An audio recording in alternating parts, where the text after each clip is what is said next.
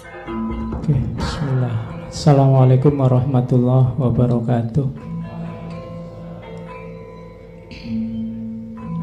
Bismillahirrahmanirrahim. Alhamdulillahirabbil alamin. Wa bihi nasta'inu ala umurid dunya waddin.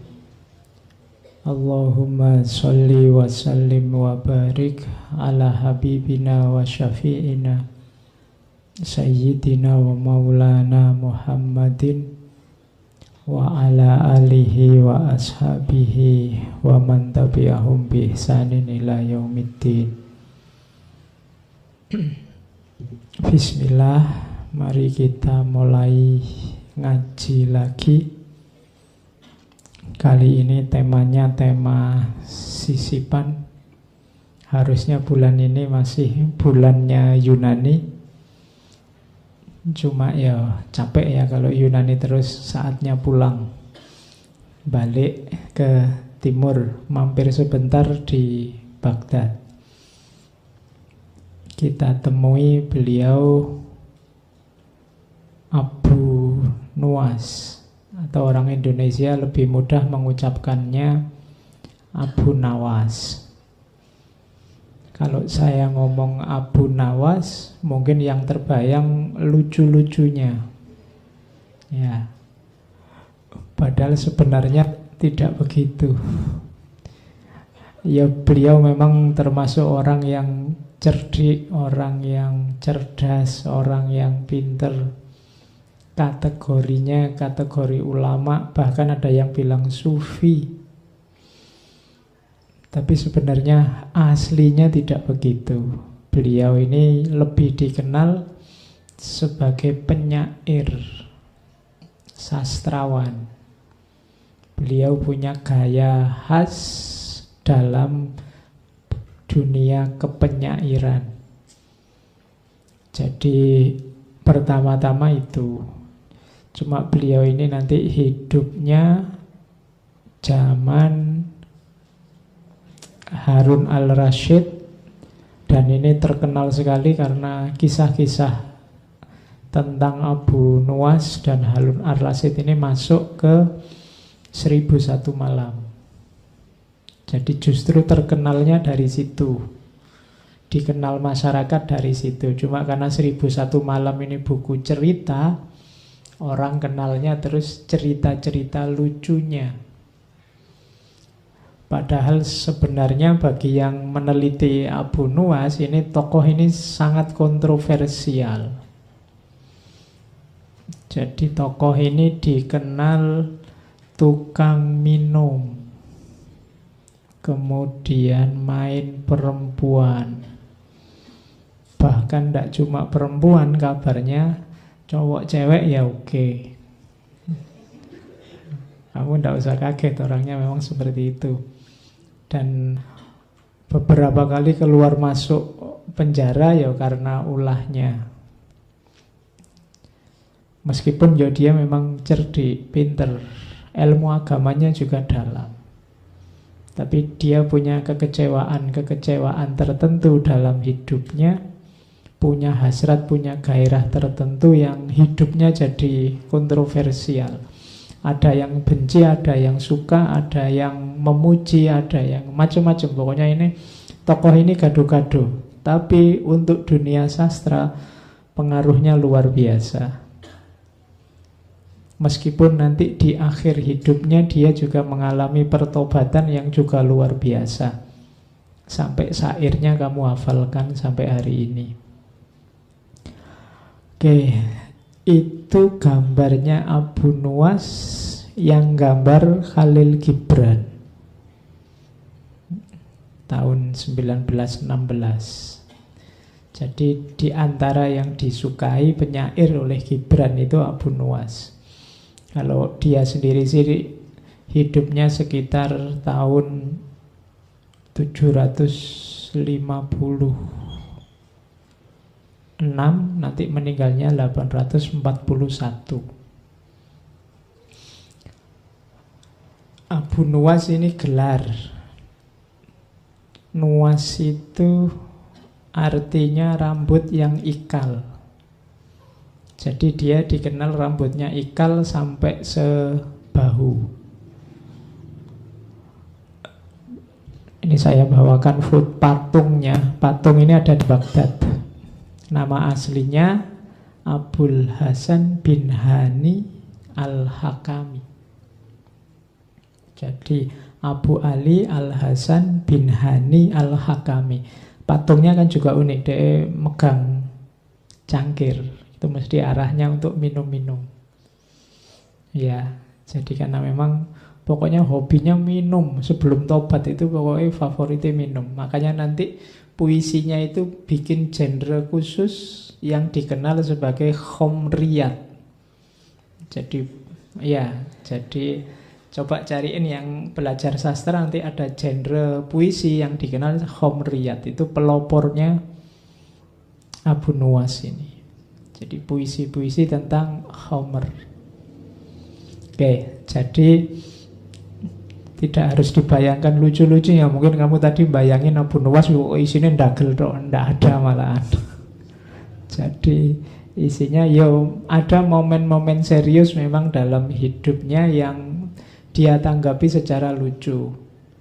Misalnya ada cerita dia pernah pura-pura gila karena ndak mau ditunjuk jadi hakim atau qadhi. Dia ini pinter syariah.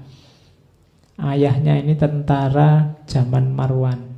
Jadi ayahnya meninggal, maunya Harun al-Rasyid nanti yang meneruskan posisi ayahnya, dan rencananya mau diangkat jadi hakim. Itu si Abu Nuwas ini. Tapi biar nggak diangkat, jadi begitu ayahnya meninggal banyak orang layat, dia acting kayak orang gila. Jadi naik getebok pisang itu dinaiki sambil nyanyi-nyanyi. Orang-orang merasa wah ini ditinggal mati bapaknya gila ini. Jadi terus Harun al-Rasyid merasa ini kalau orang kayak gini diangkat jadi hakim bisa kacau ini. Terus kata penasehatnya, ditunggu aja raja, mungkin dia lagi shock bapaknya meninggal. Ya 10 hari lah. Akhirnya terpaksa acting jadi orang gila 10 hari. Ya, biar tidak jadi hakim. Ya, karena dia hidupnya ingin enjoy, ingin senang-senang meskipun nanti ada maknanya. Oke, ya dia suka bikin kontroversi memang. Dalam hidupnya pokoknya suka gaduh, suka rame-rame. Tapi dalam konotasi dia sebenarnya sering bikin satir, nyindir masyarakat, nyindir orang-orang yang munafik, orang-orang yang hipokrit. Nanti kita lihat di mana hipokritnya yang disindir oleh seorang Abu Nuwas, sehingga nanti orang mencitrakan dia sebagai orang yang cerdik, orang yang pintar, orang yang lucu. Tapi ini sebenarnya isinya memang dia satir-satir. Karena kecerdikannya, raja-raja ini susah nangkep dia. Mau nyiksa dia juga susah. Karena kalau dipikir-pikir ya tidak salah dia. Itu karena kecerdikannya. Nanti beliau sempat diasingkan ke Mesir zaman Harun al-Rasyid. Begitu Harun al-Rasyid meninggal, dia balik lagi ke Baghdad. Saat sultannya saat itu putranya Harun al-Rasyid dan muridnya Abu Nuwas, Al-Amin. Kalau Al-Amin agak bebas. Banyak syair-syairnya Abu Nuwas nanti diproduksi era Al-Amin ini. Tapi Abu Nuwas tidak cocok sama adiknya Al-Amin, Al-Ma'mun. Oke. Dan ya hidupnya keluar masuk penjara. Nanti meninggal, ada yang bilang meninggal di penjara, ada yang bilang meninggal dipukuli orang karena dia salah satu puisinya nyindir salah satu bani, salah satu suku, sehingga dia dipukuli orang terus sakit terus meninggal. Oke, tapi yang jelas beliau hidup ya sekitar 57 sampai 58 tahun, tapi karyanya luar biasa. Dikenang orang karena puisi-puisinya dan terakhir karena pertobatannya. Nah ini sebenarnya malam ini kita belajar bagaimana orang yang sangat pinter tapi kemudian kecewa dengan lingkungannya sehingga kemudian jadi sangat cuek, ingin senang-senang saja tapi akhirnya terus tobat. Itulah seorang Abu Nuwas. Oke. Ini saya koleksi dulu komentar-komentar dari tokoh-tokoh biar kita kenal siapa Abu Nuwas. Sudah banyak buku, banyak kitab yang ditulis tentang Abu Nuwas. Malam ini saya banyak membawa dari diwannya, Diwan Abu Nuwas. Itu yang banyak diteliti baik di timur maupun di barat, selain buku yang lain. Itu beberapa komentar tentang Abu Nuwas. Yang pertama dari Abdurrahman Sidki. Katanya Abdurrahman Sidki, Abu Nuwas itu orang yang tolibul ladzat, orang yang pokoknya nyari nikmat, nyari seneng. Cuma katanya Abdurrahman Sidki, kelezatan yang dimaksud bukan kelezatan duniawi, tapi kelezatan intelek. Maksudnya apa? Dia suka kelezatan intelek. Yang dia lakukan sebagian besar adalah berpikir dan mengkritik masyarakatnya. Jadi Abu Nuwas ini perilakunya adalah perilaku kritis terhadap masyarakatnya. Jadi Abu Nuwas sering nyindir masyarakat itu suka munafik, suka hipokrit. Kalau seneng tidak mau bilang seneng karena jaim. Kalau suka enak itu tidak mau bilang enak karena khawatir dengan keenakan itu derajat sosialnya turun. Itu yang sering dikritik oleh Abu Nuwas. Kita kan sering gitu, hidup ini dengan gaya jaim. Jaim itu kan salah satu bentuk malu-malu, tidak mau mengekspresikan kebahagiaan, kesenangan. Nonton apa padahal seneng, tapi kalau ditanya suka enggak itu tontonan itu membuat kita lupa akhirat. Nah, kita suka gitu. Padahal ya seneng. Itu dikritik oleh Abu Nuwas. Jadi masyarakatnya Abu Nuwas itu, bagi Abu Nuwas banyak yang hipokrit, munafik. Enak tapi nggak ngaku, seneng tapi nggak ngaku. Oke. Kalau ditanya, kan banyak orang ditanya misalnya, suka enggak ini? Enggak, saya enggak suka karena agama melarang. Nah, itu kan bagi kalimat ini kalau konotasinya seolah-olah dia enggak. Padahal lebih jujur kalau versinya Abu Nuwas bilang aja saya suka, tapi sayangnya dilarang oleh agama. Nah, itu lebih jujur daripada enggak, saya kayak gitu-gitu jauh, saya itu bersih, saya itu enggak. Oke, mending jujur loh. Nah, masyarakat yang hipokrit, katanya Abu Nuwas. Itu komentarnya Abdurrahman Sidki. Ada komentarnya Saiki Daif. Saiki Daif ini bilang bahwa sebenarnya segala kontroversi tentang Abu Nuwas itu karena krisis pribadinya. Dari mana krisis pribadi ini muncul? Karena melihat agamanya dan masyarakatnya cenderung fokus ke materi, materialistik. Dan itu ditertawakan oleh Abu Nuwas. Dan dia menertawakan mereka tidak dengan cara mencaci maki, tapi dengan cara gayanya sendiri. Termasuk mabuk-mabukan tadi, termasuk segala kemaksiatan yang dia lakukan di masa muda. Itu karena dia merasa sebel luar biasa dengan masyarakatnya. Mungkin di kalangan kalian adalah yang muda-muda itu kan yang sebelnya luar biasa lihat situasi hari ini. Nah itu kalau Abu Nuwas terus lahirnya jadi minum-minum, hura-hura, pokoknya asik aja tiap hari, maunya begitu. Itu lahir karena kekecewaan-kekecewaan. Katanya Saiki Daif itu karena akumulasi krisis pribadi. Oke, ya sebenarnya kita semua bertanggung jawab agar orang-orang semacam ini tidak lahir karena eman-eman. Abu Nuwas ini kabarnya juga hafal Al-Quran, ilmu agamanya dalam. Kalau katanya Abbas Mahmud Aqad, Abu Nuwas ini agak narsis. Jadi cinta diri yang berlebihan. Nah, itu makanya di banyak cerita seolah-olah Abu Nawas ini tidak bisa kalah. Kalau ada apapun dia selalu menang karena dia memang pinter. Jadi sakkarepe dhewe ditanya dalil apa saja dia bisa jawab. Bahayanya orang pinter yang kayak gini kan semacam itu. Jadi keliru tapi punya dalil. Oh, itu tidak sembarangan. Jadi kadang-kadang ilmu itu bisa jadi musibah semacam ini. Jadi semakin kita pinter, akhirnya kita juga pinter menjustifikasi kesalahan. Sudah jelas-jelas salah, kita punya argumen terhadap kesalahan itu. Nah, itu penyakit.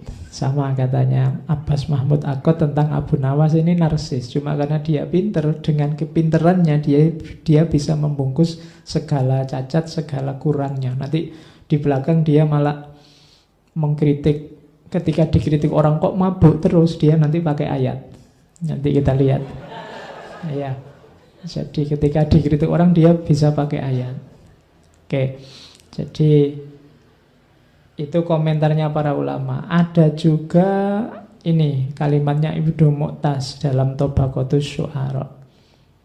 Katanya Ibnu Mu'taz, sebenarnya Abu Nawas itu seorang faqih yang pinter agama, berpikirnya terbuka, ilmunya banyak, hafalannya kuat, bahkan ilmu Al-Qur'annya dalam. Dia mengetahui nasih mansukh, mengetahui muhkam mutasyabih. Aslinya itu dia. Cuma ya kalah oleh nafsunya. Jadi orang itu ada ilmunya, ada nafsunya. Siapa yang menang, yang kalah akan mengabdi. Kalau yang menang ilmunya, ya nafsunya akan mendukung ilmu. Tapi kalau yang kalah nafsunya, yang menang nafsunya, ya ilmumu akan jadi pendukung nafsu. Jadi katanya Ibnu Mu'taz, Abu Nawas termasuk Abu Nawas babak pertama sebelum tobat itu orang yang kalah oleh nafsunya. Sehingga ilmunya akhirnya menjustifikasi dipakai untuk membenarkan nafsunya. Sama kayak kalian pacaran terus pakai dalil waja'alnakum su'ubaw wa qabaila lita'arofu. Ah, itu dalilnya kan muncul belakangan, pacarannya duluan. Nah, itu hanya menjustifikasi. Nanti kalian melakukan apa biar kelihatan syar'i, terus kamu tambahi dalil. Padahal itu mungkin keliru. Dalilnya arahnya tidak ke situ, tapi kamu pakai ke situ. Nanti kan ada kasus, kapan itu saya baca, ada seorang suami yang memukuli istrinya. Dan dia pakai dalil, karena ada ayat yang memang kalau diterjemahkan letterlek apa adanya, suami itu bisa memukuli istri. Fa'idhuhunna wahjuruhunna fil madhaji wadribuhunna, surat An-Nisa itu kan. Jadi suami bisa memukuli istri dengan dasar Al-Quran. Ah, ini nafsu sebenarnya kan ingin mukulnya duluan. Jadi terus baru nyari justifikasi belakangan. Nah, itu yang terjadi dengan Abu Nawas bagian awal nanti semacam itu. Meskipun Abu Nawas sendiri kalau ditanya, katanya Abu Nawas, demi Allah aku ini masih Islam. Asli masih Islam, ya syariat ya. Cuma mabuk menghendakiku sehingga aku menerima beberapa kemuliaan, katanya Abu Nawas. Bukan aku yang ingin mabuk, tapi mabuklah yang ingin aku. Ya, oke, jadi pinter ngomong ya. Aku ini Islam, jangan khawatir. Hanya saja kalah oleh mabuk, karena bukan aku yang datang ke mabuk, mabuknya yang datang padaku. Jadi kerjaannya tiap malam, kalau bahasa hari ini Abu Nawas ini dugem, seneng-seneng. Nah, jadi kalau nyari tokoh besar yang suka dugem antara lain Abu Nawas. Oke, kenapa sih lahir sosok seperti itu? Ada yang menganalisis, situasi saat itu. Ini kan puncak-puncaknya kejayaan Abbasiyah. Masyarakat sedang jaya-jayanya. Banyak orang kaya mendadak, sukses mendadak, terus lupa diri. Sebaliknya, ada juga yang sangat benci dengan kekayaan dan kemewahan dan lupa diri itu, terus menarik diri. Jadi ada yang ekstrim lupa diri, ada yang melarikan diri dari dunia. Ada ulama-ulama tertentu yang merasa bahwa dunia sudah rusak, dunia sudah kacau, maka dia menarik diri, menganggap dunia itu hina dan rendah. Sementara sebagian masyarakat yang lain yang dikejar kemewahan, kekayaan. Kondisi semacam ini, kalau versinya Abu Nuwas ini memuakkan. Dua-duanya tidak original. Abu Nuwas ini mirip kayak Nietzsche yang orang itu hidup hari ini versi dirinya sendiri. Kalau ingin seneng ya seneng aja. Kalau ingin apa ya lakukan aja. Tidak usah dibelenggu oleh apapun. Itu situasi yang mengawali sosok lahirnya Abu Nuwas masa muda. Meskipun dia ilmu agamanya dalam, tapi kemudian dia jatuh pada kesimpulan bahwa masyarakat ini sakit dan mungkin tidak bisa sembuh. Karena itu ngapain capek-capek, aku juga harus seneng-seneng. Sudahlah, kita nikmati hidup hari ini dan sekarang. Makanya nanti ciri-ciri syairnya Abu Nuwas ada 1, 2, 3, 4, 5. Yang pertama khomer, senang-senang, mabuk. Beberapa syairnya sangat erotis, makanya saya nggak akan bawa yang itu ke sini, nanti kena sensor. Ya, beberapa sangat erotis kesannya. Nanti rekamannya ada suara tut gitu, karena tidak boleh diucapkan. Terus satir. Satir itu seolah-olah memuji, tapi sebenarnya dia melecehkan atau merendahkan. Atau sebaliknya, seolah-olah merendahkan tapi sejatinya meninggikan. Itu gaya satir. Seolah-olah dia memuji-muji, mabuk, tapi sebenarnya pujian ini untuk nyindir masyarakat yang tidak mabuk. Karena biasanya masyarakat itu kan cenderung mencaci maki orang mabuk. Nah, terus dia malah muji orang mabuk. Itu semacam satir, nyindir masyarakat. Masyarakat yang hipokrit. Kemudian satir dan sindiran pada kesalehan formal. Jadi ini juga bagi Abu Nuwas tidak original, tidak otentik. Orang beragama hanya mengambil formalitasnya. Jangan-jangan hanya casingnya, isinya sama saja antara yang mabuk dan yang tidak mabuk. Nah, itu sindiran dari Abu Nuwas. Kemudian yang keempat, pentingnya menikmati hidup. Hidup sekali mbok yo yang seneng. Hidup sekali kok isinya marah-marah, tawuran, gegeran, saling caci maki, saling berapa sih panjangnya hidup kita? Nah, itu banyak puisi-puisinya Abu Nuwas yang konotasinya ke sana. Mbok yo ndak usah sumpek-sumpek.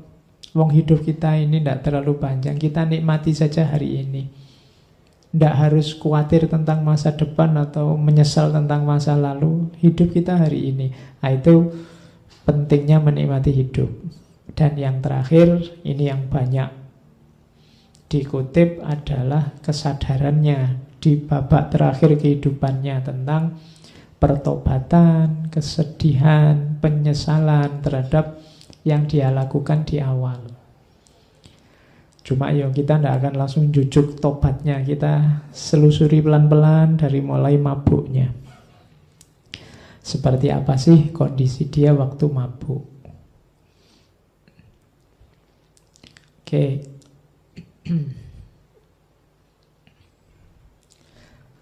Ini saya kutip lagi. Dia gelarnya adalah pelopor penyair Homer. Makanya puisinya dikenal sebagai Homeriyat. Katanya Toha Hussein, kenapa sih kok Abu Nuwas yang disebut pemuka penyair Homer? Padahal sebenarnya banyak sastrawan penyair yang cirinya Homer atau suka minum. Katanya Toha Hussein, karena Abu Nuwas ini minum ini tidak untuk iseng, tidak untuk mumpung aku sumpek tak minum, ini kan minum hanya sekali-sekali untuk selingan. Tapi waktu Abu Nuwas muda, minum itu sudah jalan hidupnya. Ya, jadi katanya Toha Hussein, loh ini khas Abu Nuwas ini, pokoknya tidak ada hari tanpa minum. Minum itu sudah jadi jalan hidup. Jadi dia bukan selingan, dia bukan tempelan. Kalau jalan hidup tidak bisa dipisah. Nanti bisa kamu kiaskan dengan rokok ya. Kalau sudah jalan hidup tidak bisa dipisah. Jadi karena memang eksistensimu sudah menyatu dengan, kalau Abu Nuwas dengan minumnya. Kalau tidak minum bukan Abu Nuwas itu. Sama kayak kamu, kalau nggak ngerokok bukan kamu berarti. Kalau kamu ya mesti ngerokok. Itu logikanya katanya Toha Hussein. Kenapa kok Abu Nuwas ini dianggap pelopor penyair Homer?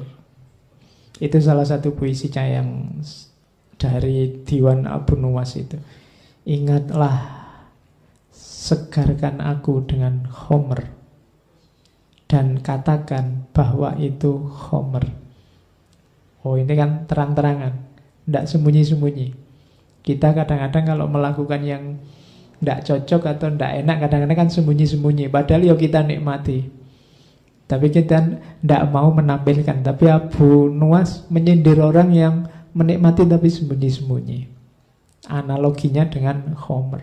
Dan katakan bahwa Homer ya Homer, jangan kau segarkan aku dengan kerahasiaan, apabila mungkin dilakukan dengan transparan. Katanya Abu Nuwas, tak ada baiknya menutup-nutupi kelezatan dalam Homer. Itu kan dahsyat sekali. Dia ingin terang-terangan. Kamu pemabuk ya? Iya. Dia terang-terangan, tidak sembunyi-sembunyi. Kalau kamu tidak suka pemabuk, ya tidak usah dekat-dekat aku, kan gampangnya gitu. Dan bagiku mabuk itu enak, kan itu. Itu Abu Nuwas. Arak adalah kenikmatan, kesempurnaan.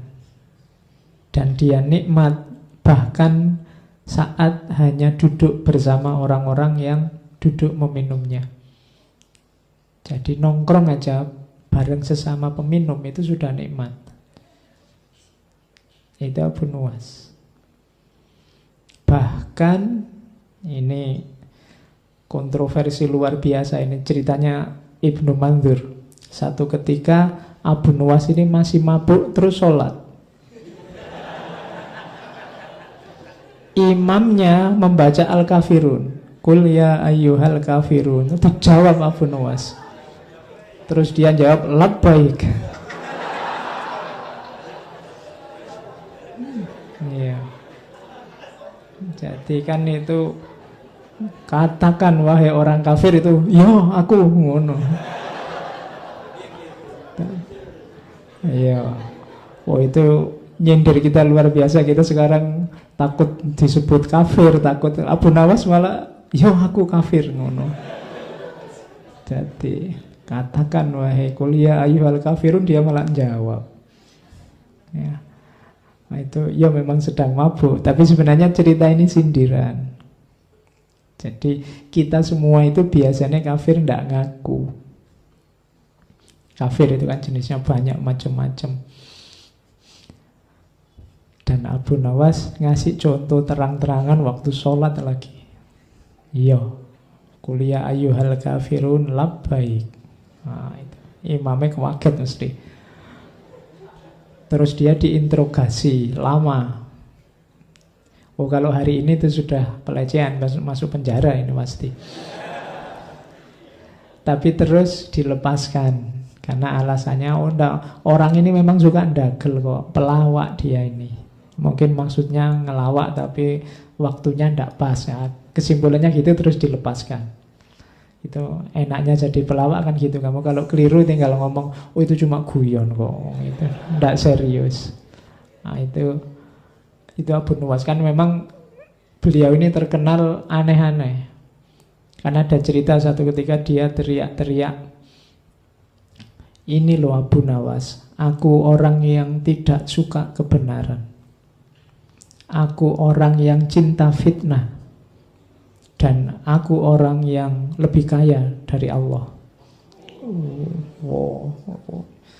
Rame heboh orang satu kota. Dipanggil oleh Harun al-Rasyid kan, kamu itu stres apa mabuk? Kok kalimatmu kontroversial semua? Loh, yang saya ucapkan tidak ada yang salah, Raja. Orang-orang aja tidak betah mendengarkan kelanjutannya. Jadi, aku orang yang benci kebenaran karena neraka itu kebenaran. Kematian juga kebenaran. Jadi aku benci neraka, aku benci kematian. Aku cinta fitnah, kan ada ayatnya. Amwalukum wa auladukum fitnah. Anak-anak kecil kan ya fitnah. Jadi aku cinta fitnah itu maksudnya aku suka punya duit banyak, aku suka anak-anak. Lah tapi kok bisa kamu lebih kaya dari Allah? Loh saya punya anak, Allah ndak punya.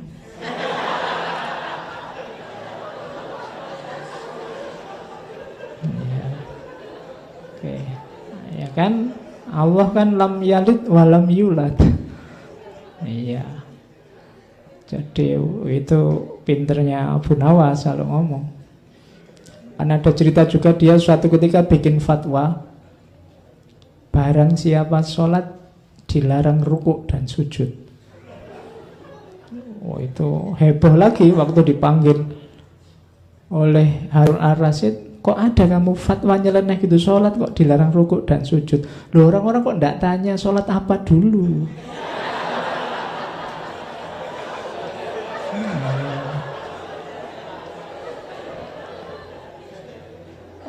Ya, itu maksud saya kan untuk sholat jenazah. Ya mesti aja ndak pakai rukuk, ndak pakai sujud. Itu caranya Abu Nuwas untuk dekat sama raja, melakukan kritik tapi selamat. Oke, kita lanjutkan. Jadi ini gayanya. Jadi kemabukannya, wadahnya memang mabuk, tapi sebenarnya ada rahasia kritik-kritik tertentu di situ ketika dia bikin kemabukan. Nah ini yang saya bilang tadi pakai dalil. Ini salah satu puisinya. Dia bilang, biarlah masjid-masjid itu dipenuhi oleh orang yang sholat. Kita minum khamr aja sepuasnya.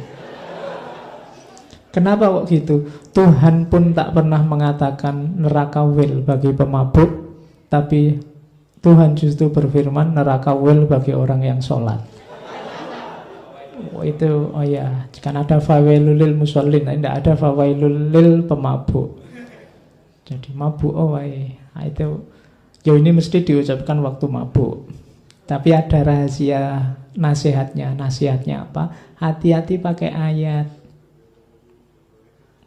Kadang-kadang saya bilang tadi, kita sering menjustifikasi kesalahan-kesalahan kita dengan ayat, dengan cara meletakkan ayat tidak pada tempatnya.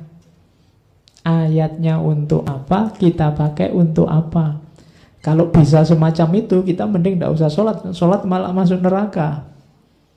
Malah ayat yang tegas bilang bahwa pemabuk masuk neraka tidak ada. Kalau celaan pada pemabuk beberapa ayat. Ini kan sindirannya Abu Nuwas pada orang yang pakai dalil.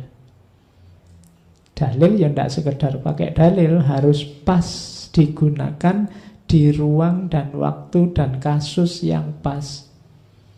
Karena kalau tidak nanti kita melakukan apa, pakai dalil apa, padahal dalil itu tidak untuk itu.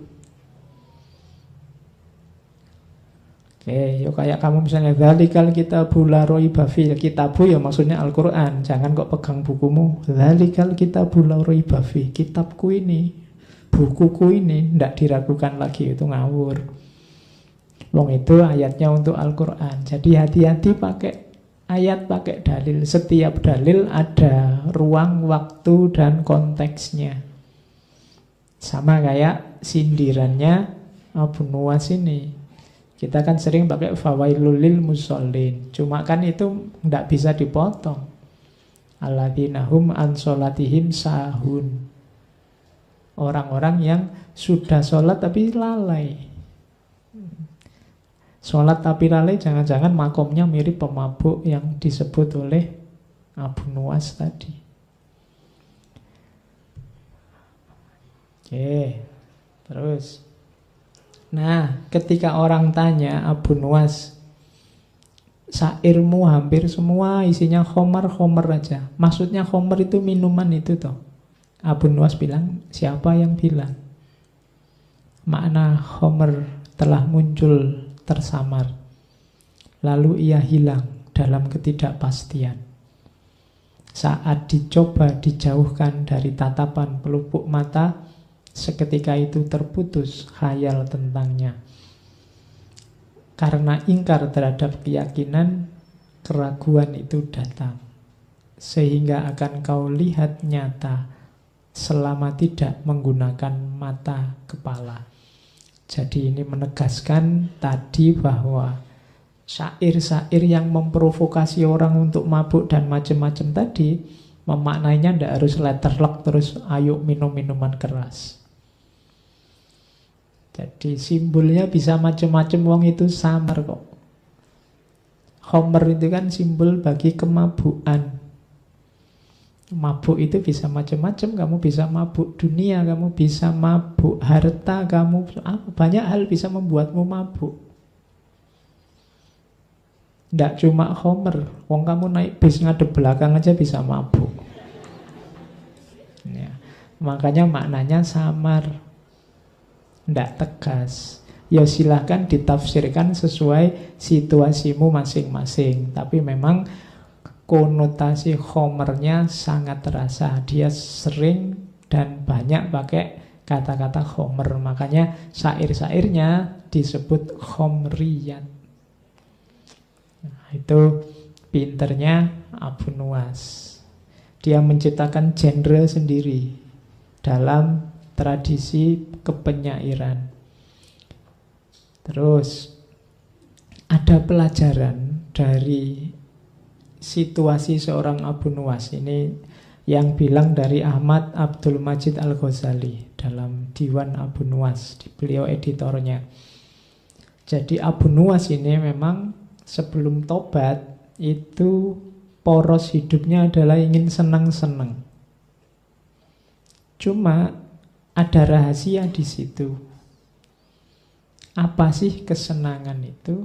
Kesenangan itu muncul kalau seseorang melakukan sesuatu secara total. Kalau versinya Abu Nuwas, aktivitas apapun, termasuk mabuk, itu harus dilakukan dengan mantap, kemauan keras, maka kalian akan puas. Kalau sudah puas, bahagia. Rahasianya sebenarnya di situ. Pelajarannya katanya Ahmad Abdul Majid Al-Ghazali. Jadi bahkan mabuk saja, kalau diseriusi sedemikiannya, ternyata bisa membahagiakan. Ya maksudnya, apalagi perbuatan-perbuatanmu yang baik, apalagi kamu belajar, apalagi kamu sekolah, apalagi kamu kuliah. Kalau kamu lakukan sepenuh hati dengan mantap, sungguh-sungguh, totalitas, akan kalian rasakan manfaatnya. Jangankan yang baik-baik, wong yo sekedar mabuk saja bisa membuat orang bahagia. Apalagi kebaikan-kebaikan. Nah, kunci nasihatnya di situ sebenarnya. Abu Nuwas ini seolah-olah sangat total dalam kemabukannya. Tapi pelajarannya bukan di mabuknya, tapi di totalnya. Jadi lakukan segala sesuatu dengan total. Jangan setengah-setengah. Kalau ingin berjuang, ya berjuanglah secara total. Ingin belajar, belajar secara total. Kalian mahasiswa ada tugas bikin makalah, bikin secara total. Biar tidak menyesal. biar kamu puas. Jadi nasihatnya di situ, totalitas, bahkan dalam kemabuan. Oke, jadi babak pertama kenakalan Abu Nuwas dalam kemabuan sudah. Sekarang kenakalan versi kedua, cinta. Ya, ayo. Di antara hura-hura yang membahagiakan dalam hidup Abu Nuwas, ya dia cinta. Dia selain suka kemabukan juga suka lawan jenis. Itu salah satu contoh puisinya tentang cinta. Saya bilang tadi banyak puisi-puisinya yang erotis yang tidak saya bawa ke sini. Duhai mata yang mempesona, engkau redup selamanya. Tatapanmu menguak rahasia yang tersimpan di dada. Perhatikanlah diri kita. Engkau menutupiku meski engkau sendiri tanpa baju. Seakan takdir menyembunyikanku. Engkau membunuhku tanpa harapan untuk balas dendam. Seakan pembunuhan itu adalah persembahan kepada Tuhan. Oh, itu kan kalimat pernyataan cinta yang luar biasa. Pinternya seorang Abu Nuwas. Jadi kalau bikin puisi kayak gini ya terus dikasihkan lawan jenisnya ya mesti langsung kelepek-kelepek kan, dibilangin duhai mata yang mempesona. Itu kan siapa yang tidak suka diginiin. Dan ini memang keahliannya Abu Nuwas. Ada sangat banyak puisi-puisi ekspresi cinta kepada lawan jenis. Bahkan ini ada satu cerita Abu Nuwas ini terpaksa naik haji. Kenapa? Iya, terpaksa, memaksa dirinya naik haji. Kenapa? Karena dia jatuh cinta sama perempuan namanya Jinan. Dan Jinan ini memaksa dia, kalau kamu cinta padaku ya kamu harus haji. Nah, dia terus terpaksa naik haji. Kalau sekarang susah ya. Tapi ini bisa jadi modus. Kalau perempuan ingin nolak laki-laki bisa. Kalau kamu cinta padaku, kamu harus naik haji. Nah, itu nunggunya 20 tahun berarti. Ya, kamu bisa modus itu. Jadi kalau takut nolak bilang aja gitu. Oh, saya mau padamu tapi harus haji dulu. Oh, itu ngantrinya hampir 30 tahun sekarang. Jadi, nah kalau Abu Nuwas naik haji beneran ya, kalau zaman Abu Nuwas sih gampang. Apakah engkau tahu betapa umurku sia-sia oleh permintaannya? Sedang permintaan itu alangkah sulitnya. Karena dia males ibadah, wong dia senengane mabuk. Karena tak kudapatkan alasan untuk mendekatinya, terpaksa yang sulit itu kulakukan juga. Aku menunaikan ibadah haji. Dan kukatakan aku benar-benar telah haji. Duhai Jinan, akhirnya kemudahan menyatukan aku dengannya. Oh, itu jatuh cinta beneran ini berarti kan. Sampai rela naik haji padahal dia males. Ya, jadi cuma ya kalau sudah jatuh cinta apapun dilakukan. Makanya aku katakan aku benar-benar sudah haji loh ini. Oke, tapi toh ya sifatnya Abu Nuwas ya tetap putus nyambung. Ada juga yang saya potong itu. Kutulis di atas pipiku satu kalimat untuknya. Duhai beratnya saat berpisah. Ia menjawab dengan gerakan jemarinya. Kupahami pesanmu, namun untuk kita tiada lagi jalan bertemu. Oke, yo, pokoknya kalau puisi-puisi kayak gini lumayan lah ya. Kita bisa mending. Atau ini, aku puasa saat engkau marah. dan berbuka saat engkau bahagia, gembira.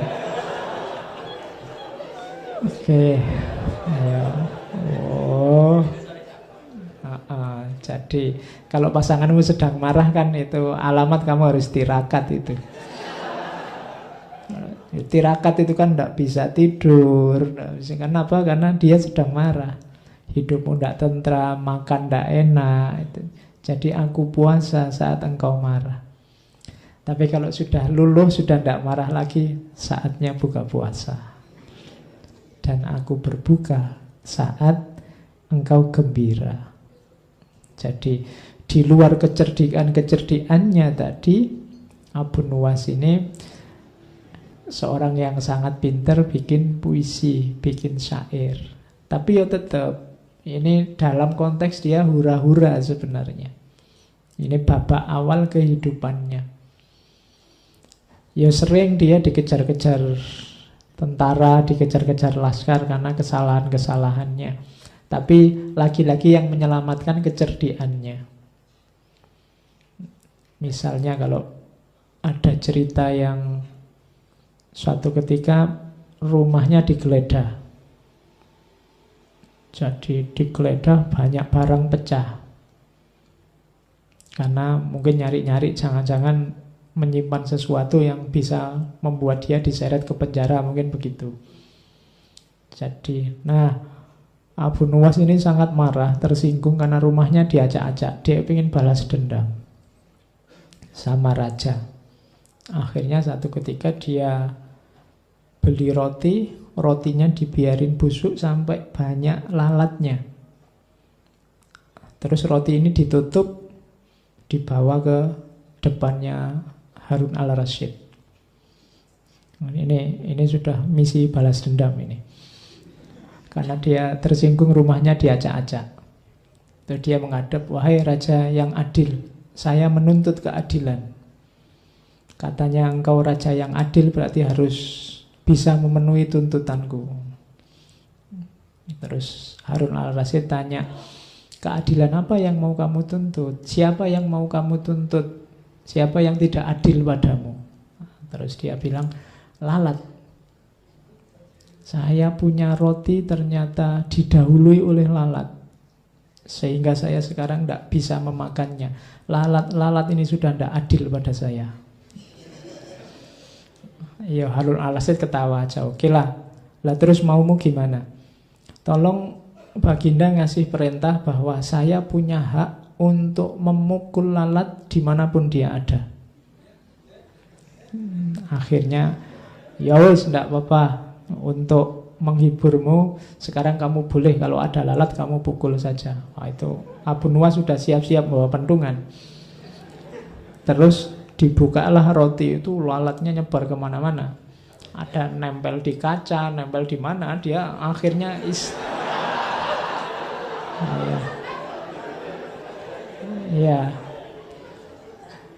istananya rajanya dikeprui semua sama Abu Nuwas. Itu caranya dia balas dendam pada raja. Oke, itu cerita-cerita kayak gini nanti banyak di Alfu Lailah wa Lailah, kisah 1001 malam. Meskipun nanti beberapa ulama mengkritik karena cerita itu fiktif, tapi ada beberapa nama yang harusnya tetap dimuliakan, tapi gara-gara cerita itu terus kesannya jadi. Nanti ada beberapa cerita yang kesannya, misalnya Harun al-Rasyid juga suka minum-minum. Nah, itu banyak ulama mengkritik Alfu Lailah wa Lailah. Karena di beberapa bagian nanti muncul tokoh Abu Nuwas. Karena ya memang ceritanya selalu banyak dengan Harun al-Rasyid. Saya tidak tahu kok jarang sama Al-Amin. Padahal banyak syair, banyak cerita yang beliau justru dekatnya sama Al-Amin. Bahkan tadi yang kelanjutannya mukul-mukul itu, rajanya juga terus pengen balas dendam. Tapi tetap kalah kalau sama Abu Nuwas. Jadi satu ketika rajanya ini ingin balas sama Abu Nuwas. Abu Nuwas diajak berburu. Di tengah jalan kok mendung, mau hujan. Nah, Abu Nuwas ini naik keledai yang tidak bisa cepat. Sementara raja sama pasukannya bisa naik keledai cepat. Terus rajanya bilang, ini sebentar lagi hujan, pokoknya pedomannya kita berburu ini tidak boleh baju kita basah kehujanan. Jadi silahkan nyari tempat perlindungan sendiri-sendiri. Oh, begitu tiba-tiba hujan deras ya, kalau yang pakai kuda yang larinya cepat enak, raja dan pasukannya cepat bablas ke depan. Abu Nawas ini pelan-pelan. Tapi raja begitu nyampe di depan, nyari-nyari tempat perlindungan tidak ada, akhirnya tetap basah. Nah, pelan-pelan dari jauh tiba-tiba datang Abu Nawas. Orang-orang heran, ini semua bajunya basah, dia yang pelan-pelan kok tidak basah. Harusnya kalau ikut keputusannya raja tadi, yang dihukum justru prajurit-prajuritnya yang banyak yang basah. Orang heran semua, loh Abu Nawas kok bisa kamu tidak basah sama sekali? Iya, saya itu takut sama keputusannya raja, yang bajunya basah mau dihukum. Jadi yang lain sudah bablas ke depan, begitu hujan saya ya daripada capek-capek nyari perlindungan, ya tak copot saja bajunya, tak lipat, terus tak dudukin di atas keledai. Ya, jadi bajunya tetap kering, badannya basah tidak apa-apa, kan yang tidak boleh basah bajunya. Oke, ya akhirnya dia selamat, tidak jadi disiksa oleh rajanya. Oke, itu cerita-cerita tentang Abu Nawas masa muda. Dia suka hura-hura, suka mabuk, dan lain-lain. Sekarang babak baru kita masuk pertobatannya. Nah, kuncinya nanti di sini sebenarnya. Yang mulai banyak hikmah-hikmah yang bisa kita ambil dari kisah hidup seorang Abu Nawas.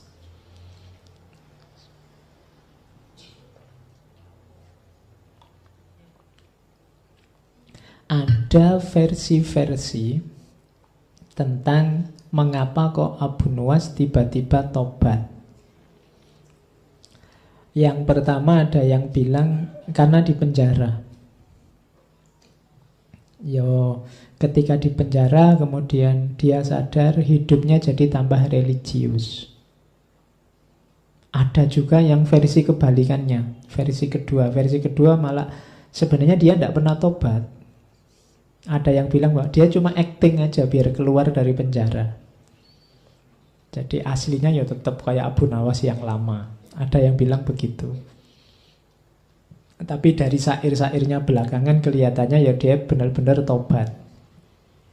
Ada versi lain, versi kedua. Jadi ada cerita satu ketika ini malam ganjil Ramadan. Ya mungkin malam Lailatul Qadar. Nah, Abu Nawas masih tetap dengan aktivitas biasanya, mabuk. Jadi waktunya orang taraweh, waktunya orang tadarusan, dia mabuk.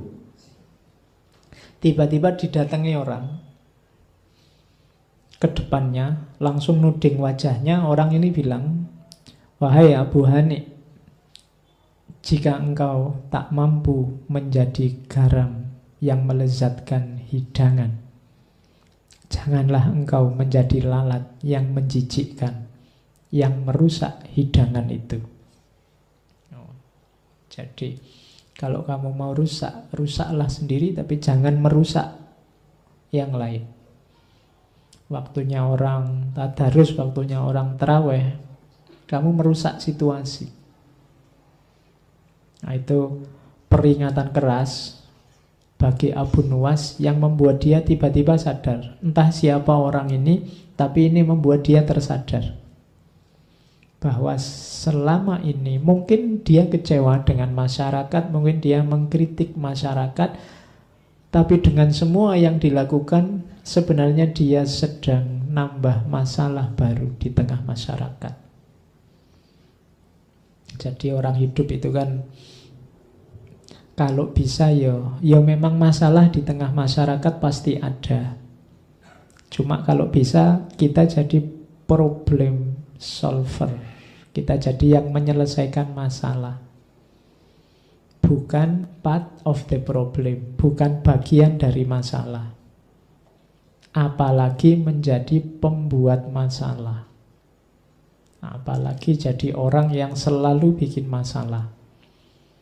Nah, kadang-kadang kita ini ingin menyelesaikan masalah, tapi yang lahir adalah nambah masalah baru, yang masalah lama tidak selesai. Gayanya kita ingin menyelesaikan problem, tapi yang lahir justru problem baru, dan problem lama tidak selesai. Dan kalimat ini langsung ditujukan di depannya si Abu Nuwas. Kalau engkau tidak bisa menambah kelezatan hidangan, jangan jadi yang merusak hidangan. Merusak hidangan berarti nambah masalah. Dari situlah nanti Abu Nuwas terus sadar dan dimulailah fase baru, hidup jadi ulama, bahkan beberapa menyebut terus dia jadi sufi. Tapi tetap lucu, tidak apa-apa. Ya, karena sudah khasnya beliau, hidupnya memang tidak bisa kok kaku.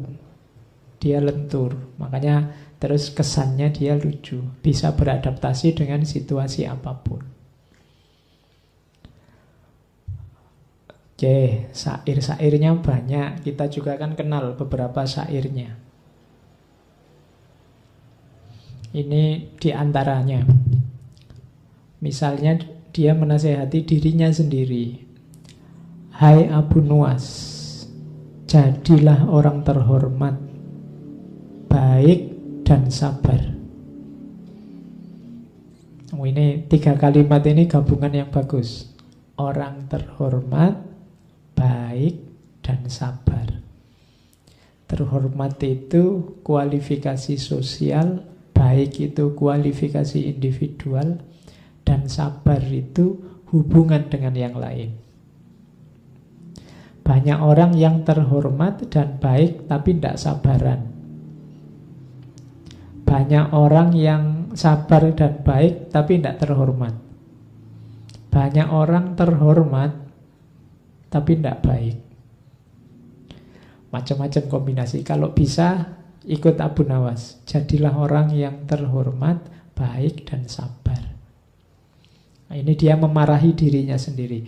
Waktu telah merusakmu dengan harta dan keinginan hanya demi kesenanganmu. Hai pendosa besar, ampunan Allah itu lebih besar daripada dosamu. Sebesar-besarnya sesuatu masih lebih kecil dibandingkan ampunan Allah yang paling kecil. Ini menasihati diri untuk tobat. Tobat yang beneran. Yo, kayak kita ini sebenarnya ya sudah waktunya untuk tobat. Cuma kita kan masih ragu-ragu. Mbok yo tobat yang beneran. Yang beneran loh ya. Beneran itu berarti tidak diulang, janji tidak diulang lagi. Kemudian tidak secara sengaja mengulang dan seterusnya. Jadi pertama-tama dia memarahi dirinya untuk mau bergerak bertobat, menyesali yang dilakukan sebelumnya dan tidak mengulang di masa depan. Dan ini kelihatan simpel tapi berat. Kalau istighfar sih iya. Cuma istighfar kita kan sering istighfar formalitas. Nah, kalau Abu Nuwas ini istighfarnya mantap karena dosanya banyak. Kita kan sering istighfarnya enteng karena kita merasa tidak banyak dosa. Jangan salah, Abu Nuwas sebelumnya juga merasa tidak banyak dosa. Dia merasa kalau dia mabuk, kalau dia hura-hura, ya memang sudah seharusnya begitu. Hidup sekali mau apa? Kan tadi logikanya begitu. Mabuk tidak apa-apa daripada sholat masuk neraka. Logikanya tadi kan begitu. Jadi orang itu ketika ada di wilayah, ketika dia salah, biasanya dia tidak merasa salah. Maka butuh momen-momen kesadaran bahwa aku ini banyak salah. Kalau ingin istighfarmu mantap, kamu harus sadar bahwa kamu banyak kelirunya, banyak salahnya. Cuma kesadaran bahwa aku salah ini sering tertutup oleh kesadaranmu bahwa kamu itu tidak terlalu banyak salah. Setiap orang lebih dominan merasa bahwa aku ini sudah benar begini ini. Kalau kamu tak tanya satu-satu tetap merasa hidup kayak saya ini Pak yang benar dan baik. Rata-rata begitu. Jadi kesadaran yang mengemuka bukan kesadaran bahwa aku ini banyak salah dan mungkin sekali sering melakukan kesalahan. Tapi biasanya yang mengemuka dalam hidup kita itu kesadaran bahwa aku ini sudah benar. Hidup seperti ini loh yang bagus. Itu yang mungkin membuat istighfar kita tidak terlalu mantap. Kayak formalitas. Tobatnya bukan tobat yang serius. Nah, diajari oleh Abu Nuwas, ayo nasihati dirimu sendiri. Kalau nunggu dinasihati orang ya tidak akan nyampe-nyampe. Nasihat yang paling bagus dari dirinya sendiri. Berarti apa? Kesadaran. Oke, dilanjutkan kalimatnya. Ini kesadaran bahwa betapa besarnya dosaku, maka apa pembelaanku akan segala yang telah kulakukan.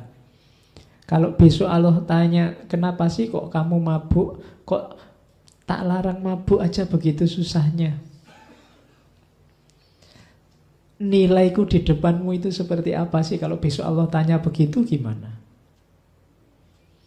Apa yang akan kukatakan kepada Tuhanku? Apa yang akan meringankan salahku? Saat aku keluar dari jalan kebenaran atau memunggungi kebaikan. Duhai beratnya tobatku dan bodohnya apa yang terlewat dari hidupku. Nah, ini keluhan dari seorang Abu Nuwas. Dia takut nanti kalau ditanya oleh Allah. Mengapa sih engkau kok lebih memilih mabuk daripada aku? Kenapa engkau lebih memilih kesenangan duniamu daripada aku? Kamu mau jawab apa? Dijawab seperti apapun, aku sudah salah. Karena yang kupilih ternyata bukan jawaban yang benar. Bukan pilihan yang benar. Itu kesadaran seorang Abu Nuwas. Dari situ nanti terus muncul ini yang kalian hafal, yang sangat terkenal. Kalau ini sebenarnya nggak perlu saya baca, kalian pasti sudah sangat akrab. Ilahi lastu lil firdausi ahla. Wahai Tuhanku, jelas aku bukan ahli surga. Wong aku ini kayak gini orangnya, nakalnya luar biasa, dosaku bertumpuk-tumpuk. Wala aqwa ala naril jahimi. Tapi aku ndak kuat kalau harus masuk neraka. Jadi ini keluhannya pada Allah. Ya Allah, aku ini masuk surga ndak pantas, masuk neraka ndak kuat. Itu malaikatnya bingung mesti. Biar pantas masuk surga gimana? Fahab li taubatan waghfir dzunubi. Maka ya Allah, anugerahi aku taubat dan ampuni dosaku. Jadi ini ada pelajaran dari kalimat ini bahwa taubat itu hakikatnya adalah anugerah dari Allah. Maka berdoalah untuk dianugerahi taubat. Jalan kita untuk taubat pertama-tama nunggu anugerah dari Allah. Fahab li taubatan waghfir dzunubi, dan ampunilah dosaku. Fa innaka huwa firudz dzambil azimi, karena engkau adalah yang pemberi maaf yang agung. Jadi ya Allah, aku ini masuk surga ndak pantas, masuk neraka ndak kuat. Sudahlah ya Allah, ampuni aku. Kan engkau maha pengampun. Ringkasnya begitu. Dzunubi misla a'dadir rimali. Dosaku ya Allah sebanyak jumlahnya pasir. Jadi kalau ada padang pasir, pasirnya seluas itu, dosaku sebanyak itu. Maka satu-satunya jalan keluar hanya fahabli taubatan ya dzal jalali. Satu-satunya aku selamat nanti bisa ke surga dan terhindar dari neraka hanya kalau engkau menganugerahi aku pertaubatan. Wa umri nakisun fi kulli yaumin. Padahal umurku detik demi detik berkurang, setiap hari berkurang. Nakisun fi kulli yaumin wa dzambi zaidun kaifah timali. Sementara dosaku terus tambah, tambah umur tambah dosa. Kaifah timali, bagaimana aku menanggungnya ya Allah? Nah, itu munajatnya seorang Abu Nuwas. Ilahi abdukal asi ataka. Wahai Tuhan, hambamu yang penuh dosa ini datang padamu. Mukirrong bidzunubi wa qad da'aka. Menyatakan, mendeklarasikan dosa-dosanya. Wa qad da'aka, dan berdoa padamu, memohon padamu. Fa in taghfir, kalau engkau ampuni aku, fa anta lidzaka ahlun, memang engkau ahlinya, tempatnya minta ampun. Fa in tatrud, tapi kalau engkau tolak aku ya Allah, faman narju siwaka, lantas pada siapa lagi aku berharap kalau engkau saja tidak mengampuniku. Ini namanya munajat. Jadi mengeluh pada Allah, menyatakan kelemahan, menunjukkan dosa-dosa, kemudian pasrah pada Allah, minta diberi yang terbaik. Itu makanya kalimat ini banyak dipakai. Ilahilas tulil firdausi ahla wala aqwa ala naril jahimi. Ini munajatnya Abu Nuwas. Oke, ini babak pertobatannya. Tadi ada babak kemabuannya, terus babak hura-hura dalam cinta, sekarang pertobatan. Ada satu babak lagi yang mau saya bawa, yaitu babak akhir hidupnya. Jadi setelah tobat ada banyak fase-fase dekat dengan Tuhan dalam hidupnya seorang Abu Nuwas. Nah, ini terus di akhir-akhir hidup beliau mengalami sakit. Saat sakit ini ada beberapa syair yang terkenal dari Abu Nuwas. Misalnya ini, tapi sekarang konotasinya sudah tidak kayak sebelumnya, sudah tidak ada mabuknya, tidak ada cinta-cintaannya. Kalau ini sudah konotasinya sudah ilahiyah. Kemusnahan tengah merayap ke bawahku dan ke atasku. Kulihat diriku sekarat, tahap demi tahap. Tiada waktu berlalu tanpa meruntuhkanku berantakan. Mengiring kekuatan, aku tersingkir dalam ketundukan. Saat ku ingat sekarang, aku melemah dan mengurus. Mengurus itu maksudnya tambah kurus ya. Bukan mengurus apa, urusan apa gitu, enggak. Tertunduk di hadapan Tuhan. Betapa ku sesali hari-hari dan malam-malam itu. Tadi kan dia kegemarannya kan keluar malam. Kalau siang tidur, kalau malam keluar. Koyo Batman. Tapi ku sesali itu, penuh hura-hura dan permainan. Kita lakukan setiap kejahatan. Semoga Tuhan mengampuni, memaklumi, dan memberi penangguhan hukuman. Karena kalau tidak, pasti aku tidak selamat. Ini waktu beliau sakit. Kemudian ada lagi lanjutannya.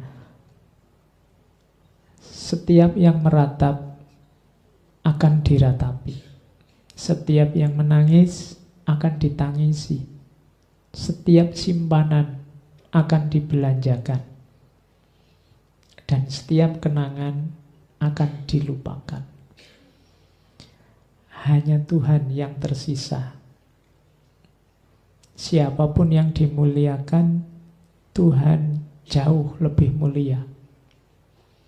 Siapapun yang baik, Tuhan jauh lebih baik. Siapapun yang dipuji, Tuhan adalah puncaknya pujian. Siapapun yang diagungkan, Tuhan adalah puncaknya keagungan. Pada akhirnya semua muaranya pada Tuhan. Ia menjamin semua kebutuhan. Oh Tuhan, kita sengsara dan membutuhkannya. Jadi ini kesadaran setelah puncak hura-hura, puncak senang-senang, puncak kemabukan, sekarang kembali lagi ke Allah. Kesadaran bahwa semuanya nanti akan berakhir pada Allah saja. Nah, itu fase pertobatan seorang Abu Nuwas. Kalau ini puisi sebelum meninggal yang dikirimkan pada temannya. Puisi orang mati telah sampai padamu melalui kata-kata seorang bernyawa yang berada di persimpangan hidup dan kematian. Momen takdir telah menaklukkan tubuhnya, sehingga kini ia hampir lenyap tak tersisa. Kalau engkau menatap mataku, menangkap wujudku, tak akan kau temukan satupun kata dari buku wajahku. Jadi sekarang aku sudah tidak kayak dulu. Dulu aku jaya, dulu ganteng, rambutku ikal. Dulu aku hura-hura.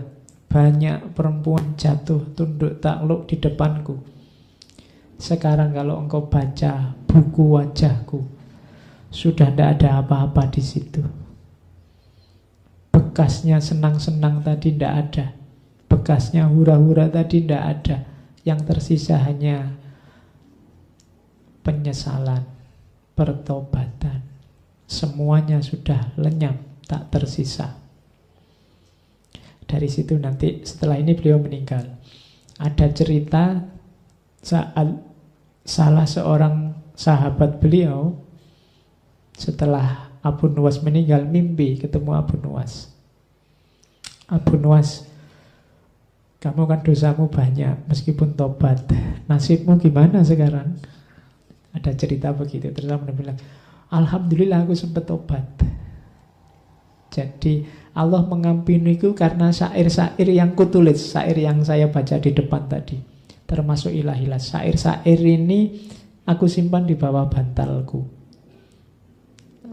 Terus dicek di bawah bantalnya, dan dari situ terus syair-syairnya, syair pertobatannya menyebar. Jadi awalnya memang itu asli munajat untuk dirinya sendiri. Tapi kemudian dikenal orang banyak karena memang kalimat-kalimatnya menyentuh. Sejak muda memang pinter bikin kalimat. Jadi itu kisah Abu Nuwas. Ada banyak pelajaran. Yang pertama, akhirnya ternyata ke situ. Dan kita tidak harus ikut persis jalan yang sama kayak Abu Nuwas. Kalau memang merasa banyak dosa, jangan nunggu besok. Besok saja Pak saya tobatnya, kan harus hura-hura dulu. Tidak harus. Kan harus mabuk-mabuk dulu ya ndak. Pacar-pacaran dulu lah Pak ya ndak. Jadi tidak harus kita menyesal sebagaimana Abu Nuwas. Abu Nuwas mengalami experience, kalau bahasanya Konfusius. Pengalaman pahit dulu baru tobat. Kita tidak harus begitu.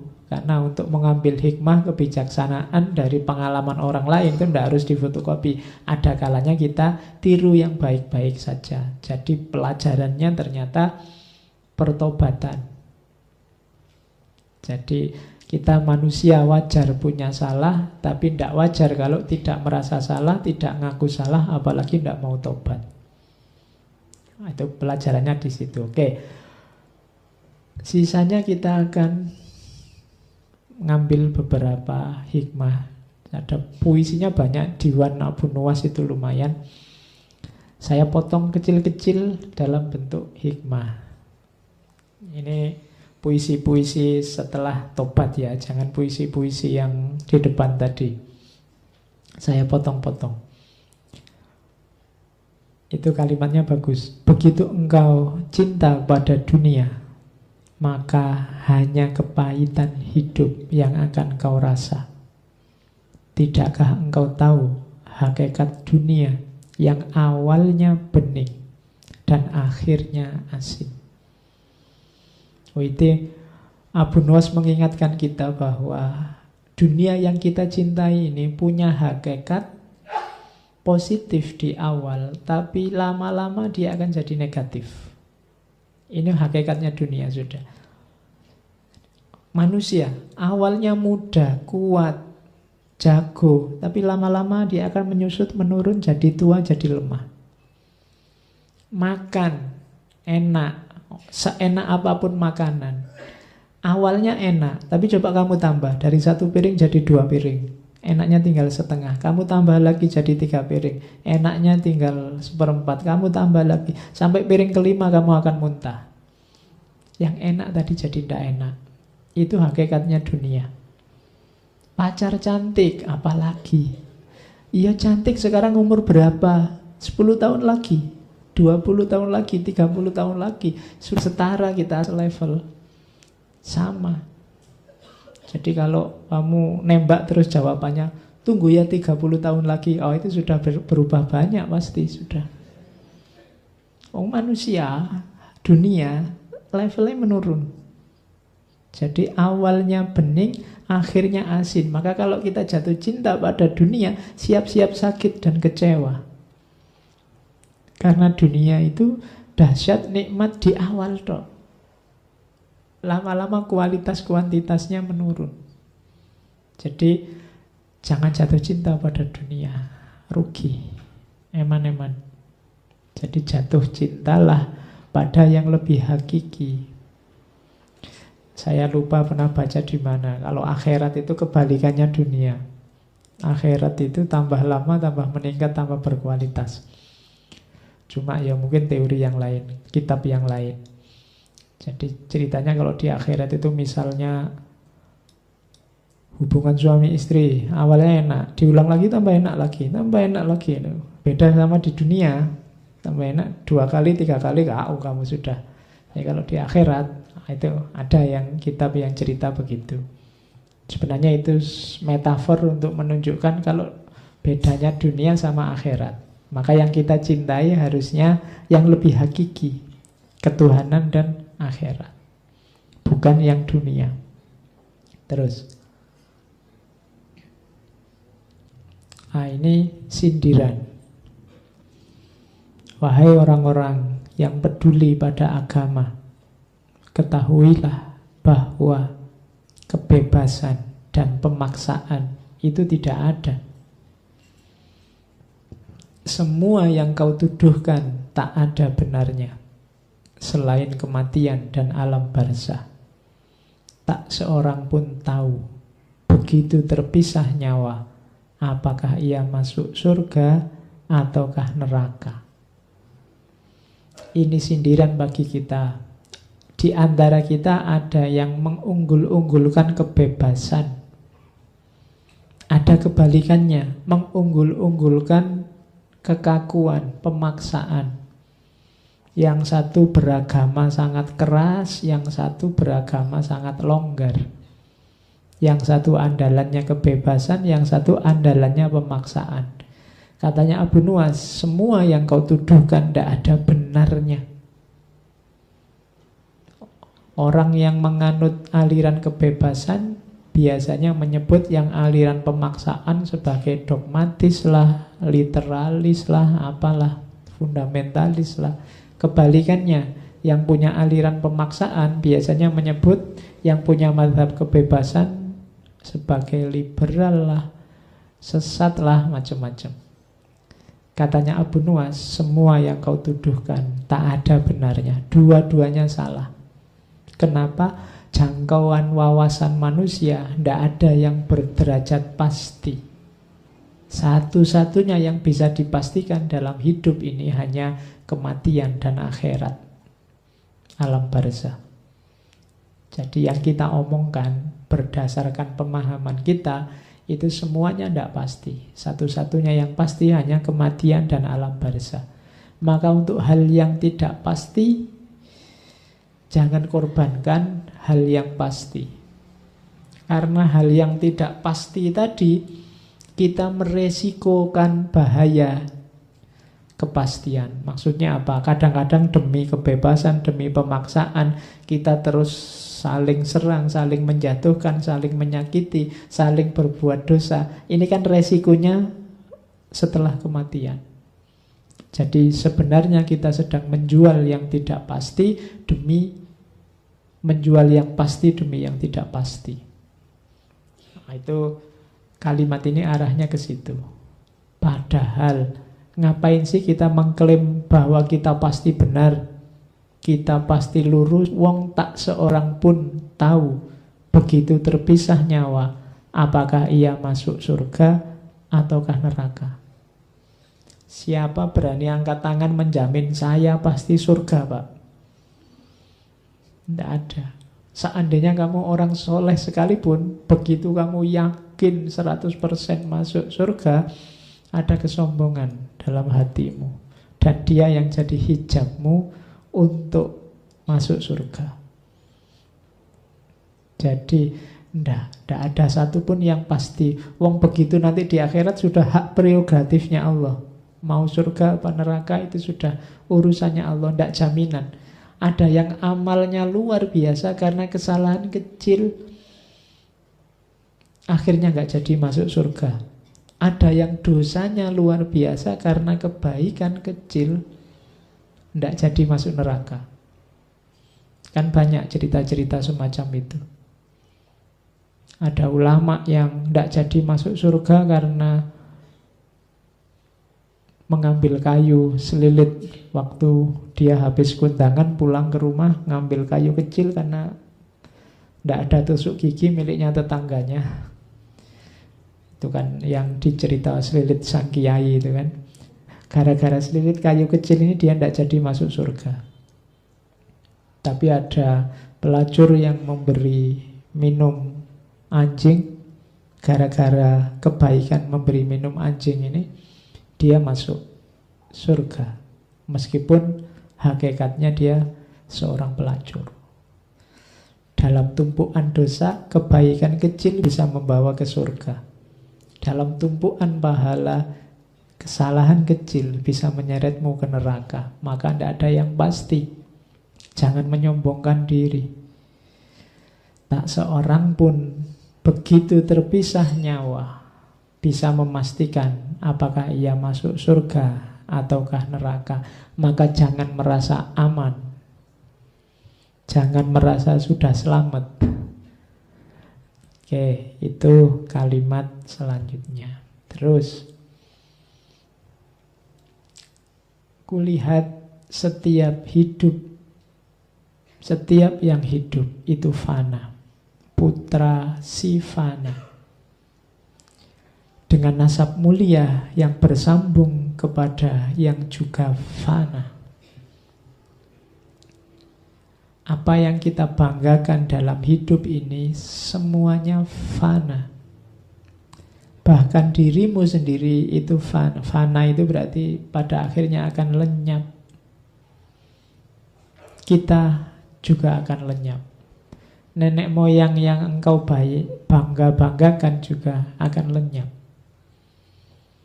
Keluarga yang engkau bangga-banggakan, engkau cintai juga fana. Semuanya fana. Maka segala konflik, segala pertikaian, segala perselisihan di muka bumi ini sifatnya hanya permainan saja. Kenapa permainan? Wong semuanya fana kok. Ngapain kita serius-serius amat? Semuanya fana. Makanya katanya orang Buddha itu ya semuanya kosong. Yang isi itu sebenarnya kosong, dan yang kosong sebenarnya isi. Itu rahasianya di situ. Yang kita anggap tidak ada apa-apa, ya ada apa-apanya. Tapi yang kita anggap ada apa-apanya sebenarnya hakikatnya tidak ada apa-apanya. Hidup ini fana. pada akhirnya akan lenyap. Nah, jadi kulihat setiap yang hidup itu fana, putra si fana, dengan nasab mulia yang bersambung pada yang juga fana. Nah, itu nasihat dari Abu Nuwas. Bayangkan bedanya tadi, syair-syair di awal yang begitu liar, begitu mabuk, begitu hura-hura, ternyata babak terakhir kehidupannya begitu indah. Dia masuk ke ranah sufistik, memahami hakikat. Ada momen pencerahan dalam hidupnya sehingga banyak nasihat-nasihat berharga yang kita dapat. Makanya dia tergolong tokoh besar yang kita ingat sampai hari ini. Itu saya bawa juga. Saat seorang cerdas menelaah dunia, ia akan menemukan seorang lawan yang berbaju kawan. Dunia ini seolah-olah kawan kita, tapi hati-hati, dia ini bisa berubah jadi lawan kita. Dunia ini harusnya membantu kita, mendorong kita untuk menuju Allah, kembali pada Allah. Tapi hati-hati, dia juga potensial untuk menjegal langkah kita menuju Allah. Dia ini kawan, harusnya jadi kawan. Tapi kalau kita tidak hati-hati, dia akan jadi lawan. Terakhir, ini. Kalau ini kalimat-kalimat terakhir juga dari Abu Nuwas. Lebih baik mati karena cengkraman kesunyian daripada mati karena payahnya, capeknya kecerewetan. Betapa sering engkau kehilangan diri dalam kelakar. Ini saya potong dari syairnya. Hari ini kemungkinan kita akan mati dalam payahnya kecerewetan. Semua orang cerewet hari ini. Kita akan lihat yang kita pegang tiap hari kan, isinya suara dalam bentuk tulisan. Kita hidup dalam belantara kata-kata, itu payahnya kecerewetan. Padahal akan lebih baik kalau kita mati dalam kesunyian, keheningan. Ada banyak makna, ada banyak rahasia dalam keheningan. Begitu kita hidup dalam belantara kecerewetan tadi, kita akan kehilangan kejernihan. Kita akan kehilangan yang hakiki. Karena yang tempelan sangat banyak, maka yang sejati tidak akan terlihat. Semakin banyak kata-kata mengepung kita, semakin sulit kita mencari yang sejati. Maka carilah ruang di mana engkau bisa hening, engkau bisa sunyi, biar jernih melihat dunia ini. Kalau kita sibuk terus, capek terus dengan kata-kata, maka kita akan kehilangan kejernihan. Kita akan mati karena payahnya kecerewetan. Katanya Abu Nuwas bahkan, betapa sering engkau kehilangan diri dalam kelakar. Kelakar itu kan ngomong ngalor ngidul yang tidak jelas. Yang itu membuat kita kehilangan diri, tidak waspada. Padahal mungkin dulu ini hobinya Abu Nuwas, kelakar. Tapi kemudian dia sadar, dalam kelakar kita sering kehilangan diri. Kita sering kehilangan hakikat hidup kita. Nah, jadi terakhir Abu Nuwas ini menasihat kita, ayo kita bikin waktu-waktu kita berharga. Kalau tidak, carilah kesunyian atau keheningan. Di situ harga nilai akan muncul. Jadi rumusnya itu. Dalam sehari bikinlah momen untuk dirimu sendiri. Tapi untuk dirimu sendiri bukan untuk hura-hura, tapi untuk kesunyian, untuk keheningan. Kalau dalam agama, momen-momen muhasabah dan tafakkur. Disitulah nanti kualitas hidup kita akan naik. Oke, saya kira itu Abu Nuwas. Ya, tidak terbayangkan. Bayangannya tadi Abu Nuwas tokoh yang seneng-seneng dan hura-hura saja. Ternyata belokannya cukup tajam. Belakangan dia bertobat. Silahkan diikuti riwayat hidupnya, tapi yang babak belakang. Ya, yang babak depan kalau bisa cepat-cepat ditinggal. Jangan salah, Abu Nuwas usianya sekitar 57. 57 itu tidak terlalu tua. Mungkin pertobatannya paling usia-usia akhir lah, 40 ke atas. Tapi kan kita juga sudah merayap mendekati usia itu. Jangan ditunggu lagi. Karena usia itu kan tidak ada yang tahu. Tidak ada jaminan yang lebih tua berangkat duluan, yang muda belakangan. Tidak ada jaminan saya lebih tua dari kamu terus saya berangkat dulu. Sekarang banyak yang muda-muda duluan. Peristiwanya kan selalu peristiwa-peristiwa jihad, peristiwa-peristiwa itu kan muda-muda semua, demo, terus peristiwa. Sing tua-tua malah ning omah malah selamat. Sing nom-nom malah cepet berangkatnya. Karena tidak jaminan, maka segeralah. Kalau kamu sudah memahami kebaikan apapun, memahami kemuliaan hidup apapun, segera wujudkan, segera implementasikan, segera jalankan. Jangan ditunda-tunda, biar tidak menyesal. Kalau kamu menyadari ada kesalahan, kekeliruan apapun dalam hidupmu dan kamu tahu, segera cepat-cepat tinggalkan. Karena tidak ada jaminan kapan kita berangkat dan berapa lama kita masih bisa tinggal. Oke, saya kira itu ya malam hari ini. Bulan depan kita ganti tema. Sayangnya Rabu depan kita kosong dulu. Kebetulan saya ada acara yang sama sekali tidak bisa saya tinggal. Jadi Rabu depan kita kosong. Ada gunanya saya kosong. Saatnya kalian akrab, asyik bersama Rasulullah. Ya. Jadi maulud. Oke, setelah mauludan kita mulai lagi ngaji kita Rebu selanjutnya. Saya bingung temanya apa. Wis gini aja tiba-tiba tadi terbayang Einstein. Maka bulan depan kita akan membahas para jenius. Yang pertama Einstein, yang kedua Isaac Newton, dan yang ketiga Leonardo da Vinci. Bulan November ya. Oke. Enggak, jangan khawatir, saya enggak akan ngomong fisika matematikanya. Ya. Kita mengambil hikmah dari jalan hidup para jenius. Oke, sebagaimana kita mengambil hikmah dari Abu Nuwas. Karena selalu ada hikmah yang kita ambil bahkan dari momen-momen yang kontroversial seperti ceritanya Abu Nuwas tadi. Oke, saya kira itu. Insya Allah bulan depan 2 minggu yang akan datang kita mulai untuk sesi bulan November.